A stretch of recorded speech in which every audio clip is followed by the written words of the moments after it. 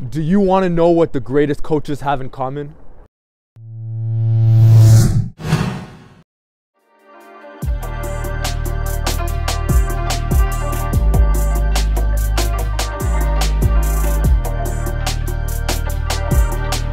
What's going on? Today's episode I'll be sharing with you guys 5 things that some of the best coaches have in common, so let's get into it. So on a side note, this video isn't about one coach in particular. Rather, I'm talking about a lot of different coaches I've analyzed over the years, some of the traits that they share, and if you happen to be a coach yourself, you might want to listen to this because you're going to get a lot of value out of it. First and foremost, the biggest thing that the greatest coaches have in common is a white belt mentality. This basically means that coaches are eager to learn more, they're hungry for more knowledge, and it's never enough. So I always say that whatever profession you're in, you go as far as you want to go. If you feel like you're content with what you know, that's fine, but it'll only take you to a certain level. If you're always hungry for more, you can only get better, you can only have more tools in your toolbox. So the greatest coaches, they're always taking courses, they're always attending workshops, always going to seminars. Even if they only get one good idea from the whole workshop, it's still worth it because it's extra tools in the toolbox. So secondly, the greatest coaches are the ones who are able to take their ego, put it to the side,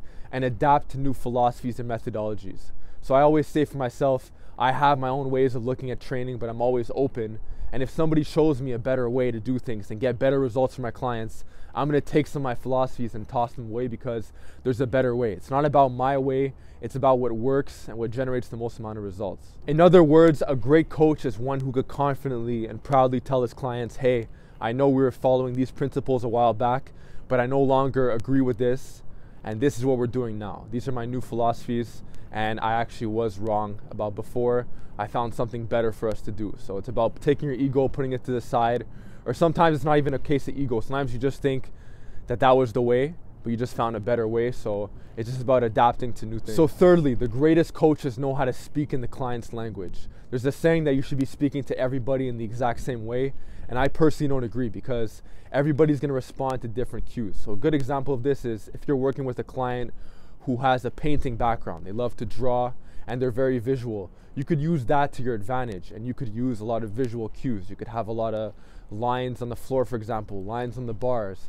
You can make it in a certain way where it's a lot easier to communicate with the client through that because you know that they're familiar with the visual aspect. So fourthly, the greatest coaches tell their clients what they need to hear and not what they want to hear. There's a time and place for reassurance, making the client feel good, and complimenting, but for the most part you should be telling your client what they need to hear because that's what's going to get them to the next level. So it's not good as a coach to just sugarcoat things, and if a client has something like a hip shift in a squat, or their bench form is really off, or something's just really fishy about the exercise, you can't just not tell them. You have to tell them, hey, we're going to correct this issue with this, this, and this.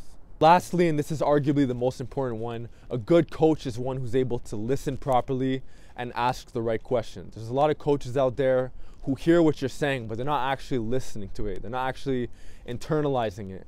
And when you listen properly and when you ask the right questions, that's the perfect formula to really get to know your client inside and outside the gym. Now, when it comes down to the performance world, there's a lot of clients who don't care about that kind of stuff. They just want to be pushed, they want to leave the gym, and that's it. But if we're talking about general population, if we're talking about recreational lifters, people who don't really compete or anything, it's nice to know about your client. It's nice to know what their hobbies are, when their birthday is, basic stuff to know about the client. And there's a lot of coaches out there who I feel like don't know anything about their clients. All they know is the client in the gym, and then it's like, okay, I'm not going to see you for a couple days. You see them again, and then it's just the gym. But they know absolutely nothing about the client. They don't know where the client works. And I feel like that's where the magic happens, when you actually start going a bit above and beyond. You don't have to know this stuff, but it's nice to know about this stuff because you could build a better rapport with the client. So as a bonus and a side effect, once you get a lot better at asking the right questions, listening a lot more, now you'll be able to coach your client a lot better because you'll know what kind of cues they'll respond better to, and you'll know what to say in order to drive them more. In other words, you'll know what their why is behind the training. Why are they even training to begin with? Is it just to get bigger and stronger, or is there a lot of reasons behind that? So there you guys have it. Hope you learned something in today's episode. This is my humble opinion of what I think the greatest coaches have in common. So let me know in the comment section below, what do you think makes a great coach? What's the definition of a great coach? And do you have a coach yourself? What are some things that your coach does that separates him from other coaches that you really like? Let me know in the comment section below. Subscribe to the channel, and I'll see you guys next time.